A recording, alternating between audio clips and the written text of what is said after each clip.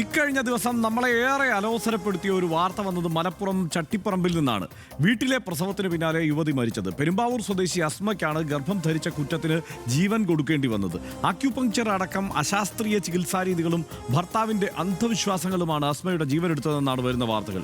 ഇന്ത്യയിൽ 1,00,000 പ്രസവം നടക്കുമ്പോൾ 97 അമ്മമാർ മരിക്കുന്നുണ്ടെന്നാണ് കണക്ക്. എന്നാൽ കേരളത്തിൽ ഇത് 19 മാത്രമാണ്.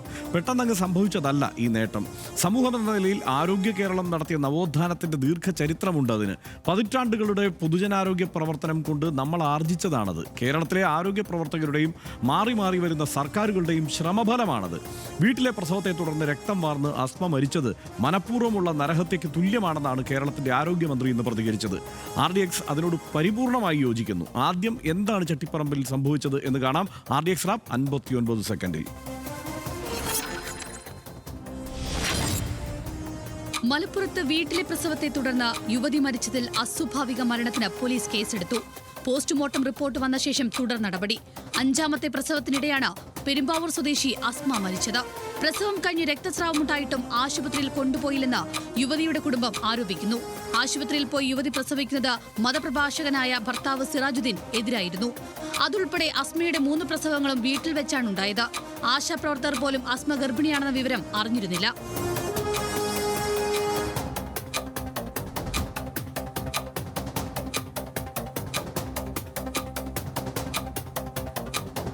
വീട്ടിലെത്തി ഗർഭിണിയാണോ എന്ന് ആശാപ്രവർത്തകർ അന്വേഷിച്ചപ്പോൾ അല്ല എന്നായിരുന്നു അസ്മയുടെ മറുപടി. അക്യുപങ്ക്ചർ ചികിത്സാ രീതിയാണ് സിറാജുദ്ദീൻ പ്രസവത്തിനായി സ്വീകരിച്ചതെന്നാണ് വിവരം. വീട്ടിലെ പ്രസവം പ്രോത്സാഹിപ്പിക്കുന്ന ഏതെങ്കിലും കൂട്ടായ്മകൾക്ക് ഇതിൽ പങ്കുണ്ടോ എന്നും പോലീസ് അന്വേഷിക്കുന്നുണ്ട്. RDX rap news Malayalam.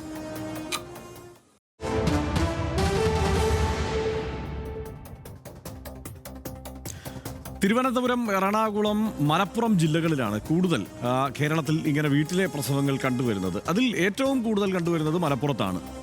കഴിഞ്ഞ വർഷം 155 പേരാണ് വീട്ടിൽ പ്രസവിച്ചത്. 191 പേർ എന്നുള്ള ഒരു കണക്കുമുണ്ട്. ഏറ്റവും കൂടുതൽ താനാളൂർ പഞ്ചായത്തിലാണ്. ഗർഭിണിയാണെന്ന് വെളിപ്പെടുത്താതെ യുവതികൾ നിൽക്കുന്നു എന്നതാണ് പ്രശ്നം. ആശാ വർക്കർമാരൊക്കെ ചെല്ലുമ്പോൾ അവർ ഗർഭിണികളാണ് എന്ന് വെളിപ്പെടുത്തുന്നില്ല. ഞെട്ടിക്കുന്ന കണക്കുകളാണ് ഇതുമായി ബന്ധപ്പെട്ട് പുറത്തു വരുന്നത്. 2015-16 186 പ്രസവങ്ങളും 2016-17 203 പ്രസവങ്ങളും 2017-18 193 പ്രസവങ്ങളും 2018-19 250 പ്രസവങ്ങളും 2019-20 199 പ്രസവങ്ങളും 2020-21 257 പ്രസവങ്ങളും 2022-23 266 പ്രസവങ്ങളും 2024-25 ഇതുവരെ 155 പ്രസവങ്ങളും ഇങ്ങനെ വീടുകളിൽ നടന്നിട്ടുണ്ട്. ഇതുവരെ കേരളത്തിലെ ഒരു സാഹചര്യം കണ്ടാൽ ഈ കാര്യത്തിൽ കൂടുതൽ സ്വാധീനമുള്ളത് മുസ്ലിം സമുദായത്തിനിടയിലാണ്. വീട്ടിലെ പ്രസവം ഏറ്റവും കൂടുതൽ നടക്കുന്നത് മലപ്പുറം ജില്ലയിൽ തന്നെ, പ്രത്യേകിച്ച് മുസ്ലിം സമുദായത്തിലാണ്. സാമൂഹിക മാധ്യമങ്ങളിലൂടെ വീട്ടിലെ പ്രസവത്തിന് പ്രോത്സാഹനം നടക്കുന്നുണ്ട്. വീട്ടിൽ പ്രസവിച്ച അമ്മമാർക്ക് പ്രോത്സാഹന സമ്മാനങ്ങൾ നൽകുന്ന പരിപാടികൾ നമ്മൾ നിരന്തരം ഇങ്ങനെ സോഷ്യൽ മീഡിയയിലൊക്കെ കണ്ടുകൊണ്ടിരിക്കുകയാണ്.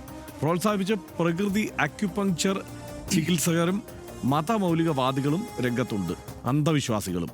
ഈ അക്യുപങ്ക്ചർ എന്നത് ഒരു വില്ലനായി തന്നെ മാറിയിട്ടുണ്ട്. ചൈനയിലെ പരമ്പരാഗത തെറാപ്പി ചികിത്സാ രീതിയാണ്. ആയിരക്കണക്കിന് വർഷം പഴക്കമുണ്ട്. വേദന സംഹാരി എന്ന നിലയ്ക്കാണത് അറിയപ്പെട്ടിരുന്നത്. ഇത് പഠിപ്പിക്കാൻ ഇവിടെ പല ആളുകളുമുണ്ട്. 1 വർഷം വരെയുള്ള കോഴ്സുകളും ഇതിനുണ്ട്. മരിച്ച അസ്മയും ഭർത്താവ് സിറാജുദ്ദീനും അക്യുപങ്ക്ചർ പഠിച്ചവരാണ്.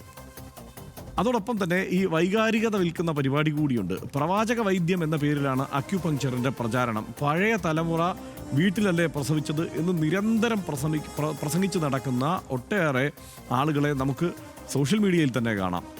ഇത്തരം വ്യാജങ്ങളിൽ വീഴുന്ന ആളുകളാണ് അധികവും. ഡോക്ടറായ അന്യപുരുഷൻ പ്രസവ സമയത്ത് സ്ത്രീകളെ സ്പർശിക്കും എന്നുള്ളതാണ് ഒരു പ്രധാനപ്പെട്ട പ്രശ്നം. ആശുപത്രിയിൽ പോയാൽ രാസലഹരി നൽകി കൊല്ലും എന്നുള്ളതാണ് മറ്റൊരു വാദം. ഗർഭിണികളെ മരുന്ന് നൽകി രോഗികളാക്കി മാറ്റും എന്നുള്ളതാണ് ഈ പ്രഭാഷകർ പറയുന്ന മറ്റൊരു ന്യായം. 2-ലധികം കുട്ടികളുണ്ടായാൽ ഗർഭം നിർത്താൻ നിർബന്ധിക്കും ആശുപത്രിയിൽ നിന്ന് എന്നുള്ളതാണ് മറ്റൊരു പ്രശ്നം. ഇത് യഥാർത്ഥത്തിൽ മെഡിക്കൽ സയൻസിന്, ആധുനിക വൈദ്യശാസ്ത്രത്തിന് എതിരാണ്. ആരോഗ്യ പ്രവർത്തകരോട് സഹകരിക്കാതെ ഇരിക്കുക എന്നുള്ളതാണ് ഗർഭിണികൾ ചെയ്യുന്നത്. ഗർഭകാലത്തെ ചെക്കപ്പുകളോ സ്കാനിങ്ങോ ഒന്നും ഇവർ നടത്തുന്നില്ല. ഈ സ്കാൻ ചെയ്യുന്നത് തന്നെ കുട്ടികൾക്ക് കുഴപ്പമുണ്ടാക്കുമെന്നാണ് പറയുന്നത്. ജനിച്ച കുഞ്ഞുങ്ങൾക്കുള്ള വാക്സിനേഷനും എതിർക്കും. വാക്സിനേഷൻ നൽകാത്തതിനാൽ കുട്ടികൾക്ക് വൈകല്യങ്ങൾക്കുള്ള സാധ്യതയും കൂടുതലാണ്. അംഗപരിമിതരായി കുട്ടികൾ ജനിക്കുന്ന സാഹചര്യമുണ്ട്. ആവർത്തിക്കുന്ന വീഴ്ചകളാണ് ഈ വിഷയത്തിൽ സംഭവിച്ചുകൊണ്ടിരിക്കുന്നത്. 2024 പ്രസവത്തിനിടെ തിരുവനന്തപുരത്ത് അമ്മയും കുഞ്ഞും മരിച്ചത് പാലക്കാട് സ്വദേശി ഷമീറ ബീവിയും കുഞ്ഞുമാണ്. അക്യുപങ്ക്ചർ ചികിത്സകനെ ഇതിനിടെ പോലീസ് പിടികൂടിയിട്ടുമുണ്ട്. കോട്ടയത്ത് വീട്ടിൽ പ്രസവിച്ച കുട്ടിക്ക് ജനന സർട്ടിഫിക്കറ്റ് നിഷേധിച്ച സംഭവമുണ്ടായി. അതിനെതിരെ വലിയ പ്രതിഷേധമാണ് സോഷ്യൽ മീഡിയയിലൊക്കെ നമ്മൾ കണ്ടത്. കുഞ്ഞിൻ്റെ പൊക്കിൽ കൊടി മുറിച്ചത് ബ്ലേഡ് ഉപയോഗിച്ചായിരുന്നു. അക്യുപങ്ക്ചർ പഠിച്ചിട്ടുണ്ട് എന്നാണ് ആ സമയത്തും ദമ്പതികൾ പറഞ്ഞത്. സനീഷ്, ഇത് ഈ വിശ്വാസത്തിൻ്റെ കാര്യമൊക്കെ പറഞ്ഞ് ഇത് ഗംഭീരമായ ഒരു മാർഗമാണ്, വീട്ടിൽ ചികിത്സിച്ചാൽ അത് പ്രകൃതിക്കിണങ്ങുന്ന പരിപാടി അതാണ് പ്രവാചകൻ ഇഷ്ടപ്പെടുന്നത്, പ്രവാചക ചികിത്സാ രീതി ഇതാണ്, ഇങ്ങനെ 100 ന്യായങ്ങൾ പറഞ്ഞിട്ടാണ് ഈ അന്ധവിശ്വാസം ഈ നിലയ്ക്ക് പ്രചരിക്കുന്നത്. ഇത് കേരളത്തിൻ്റെ ഇതുവരെയുള്ള മുന്നോട്ട് പോക്കിനെ തിരിച്ചടിക്കുന്ന തരത്തിലുള്ള ഒരു ഇടപാടായി മാറിയിരിക്കുന്നു എന്നതുകൊണ്ടുകൂടിയാണല്ലോ നമ്മളിപ്പോൾ ഇത് ചർച്ചയ്ക്ക് എടുക്കുന്നത്.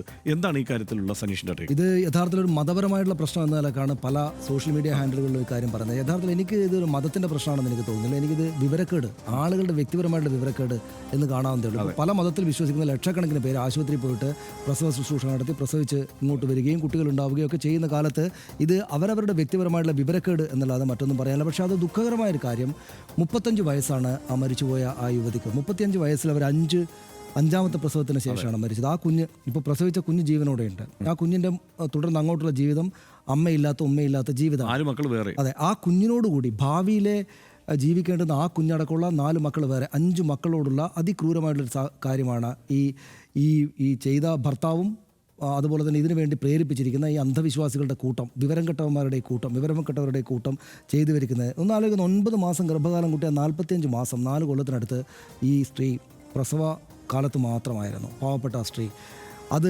ആദ്യത്തെ 3 പ്രസവം നടന്നത് ആശുപത്രി തന്നെയാണ്. പിന്നീടുള്ള 2 പ്രസവമാണ്, ഒടുവിലത്തെ 2 പ്രസവം, ഈ മരണത്തിന് കാരണമായ ഒടുവിലത്തെ പ്രസവം അടക്കം 2 എണ്ണമാണ് ആശുപത്രി അല്ലാതെ വീട്ടിൽ നടന്നത്. അപ്പോൾ എന്തൊരു ഭീകരമായുള്ള പീഡാനുഭവത്തിലൂടെ ആയിരിക്കും ആ സ്ത്രീ കടന്നു പോയിട്ടുണ്ടാവുക എന്ന് ആലോചിച്ച് നോക്കുക. ആശാ വർക്കർമാർ വരുമ്പോൾ അവർക്ക് സംശയം തോന്നിയിട്ട് അവർ ആവർത്തി ചോദിച്ചിട്ട് പോലും ഈ പ്രസവം സംബന്ധിച്ചുള്ള കാര്യം അവർ പറയാൻ തയ്യാറായില്ല. എന്ന് വെച്ചാൽ മസ്തിഷ്ക പ്രക്ഷാളനം നടത്തിയിട്ട് വെച്ചിരിക്കുകയാണ്. ഇവിടെ ഇപ്പം ഈ പറയുന്ന നമ്മൾ മനസ്സിലാക്കേണ്ടതൊരു കാര്യം, പക്ഷേ എനിക്ക് ഈ ഘട്ടത്തിൽ നോക്കേണ്ടത്, ഈ ഇന്ത്യയിലും കേരളത്തിലുമൊക്കെ നല്ല ശിശുമരണ നിരക്ക് വളരെ താഴ്ന്നിരിക്കുന്ന കാലവും സാഹചര്യമാണ് നമുക്ക് ആകെയുള്ളത്.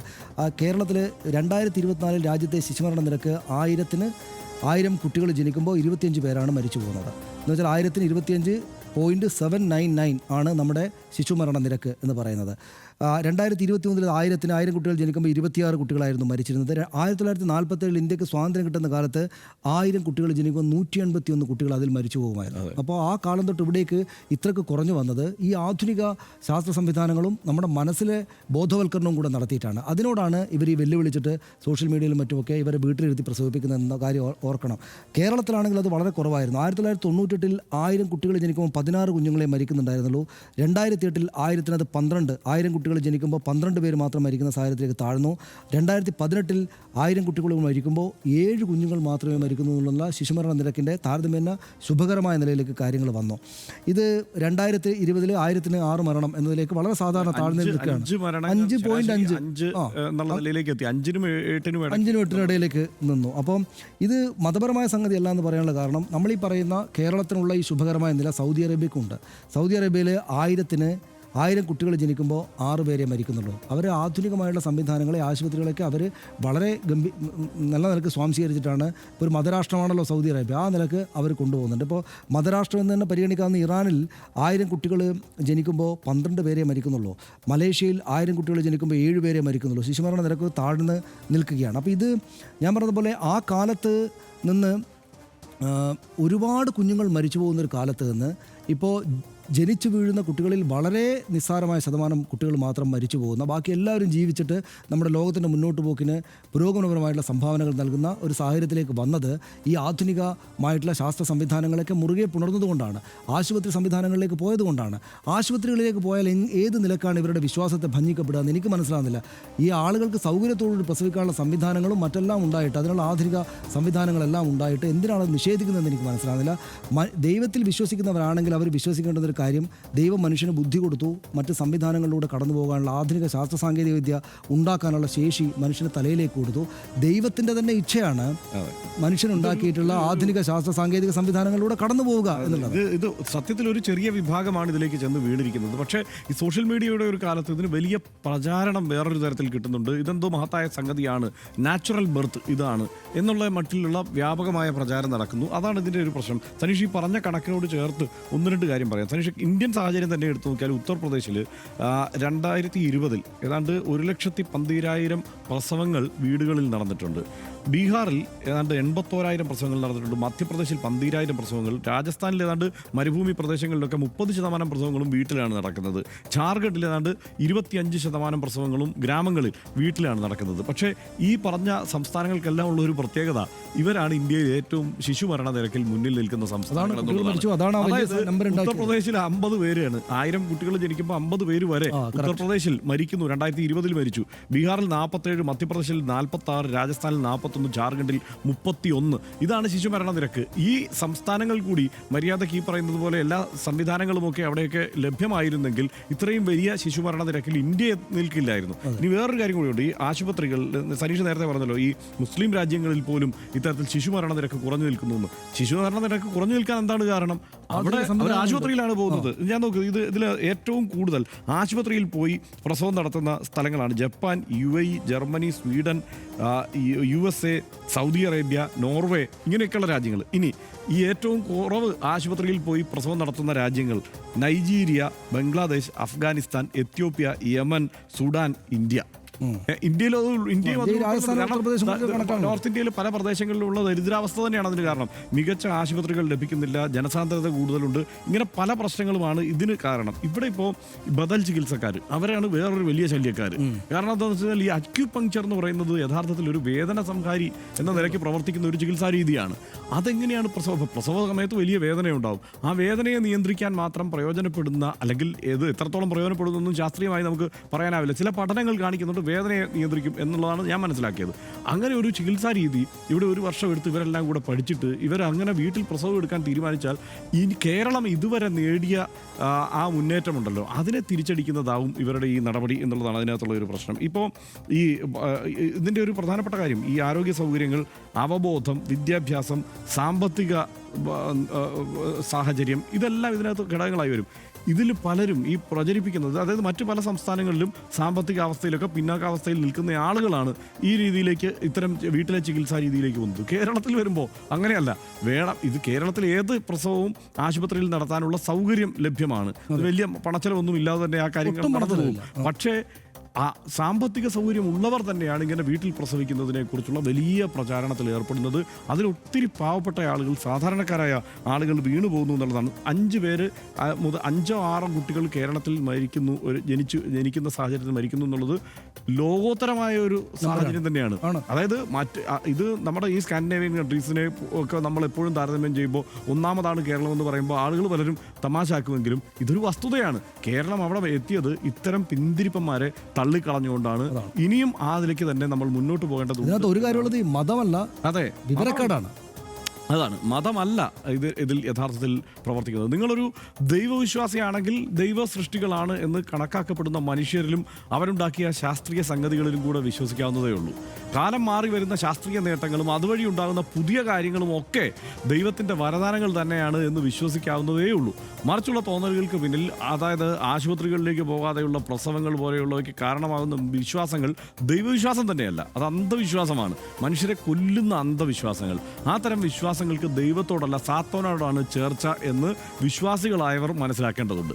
അവരെ അങ്ങനെ കാര്യങ്ങൾ മനസ്സിലാക്കി കൊടുക്കാനാണ് മതപണ്ഡിതരും മതസംവിധാനങ്ങളും ആരോഗ്യ പ്രവർത്തകരും ശ്രമിക്കേണ്ടത്. അതിനായി നമ്മൾ കേരള സമൂഹം ബോധവൽക്കരണത്തിനായി അഹോരാത്രം പണിയെടുക്കേണ്ടതുണ്ട് എന്ന് 35 വയസ്സിനകം 5 പ്രസവിക്കുകയും 5ാമത്തേതിൽ ജീവൻ വെടിയേണ്ടി വന്നതുമായ ഈ ഹതഭാഗ്യയായ രക്തസാക്ഷി നമ്മളെ ഓർമ്മിപ്പിക്കുന്നു.